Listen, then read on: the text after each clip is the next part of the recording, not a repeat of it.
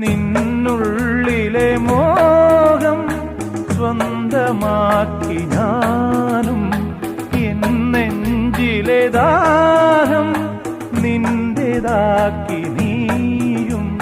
പൂച്ചങ്ങലയ്ക്കുള്ളിൽ രണ്ട് മൗനങ്ങളെ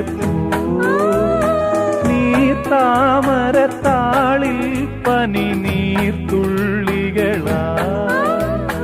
ഒരു ഗ്രീഷ്മശാഖിയിൽ വിടരും വസന്തമായി പൂത്തുലഞ്ഞ പുളകം നമ്മൾ. പൂങ്കാറ്റിനോടും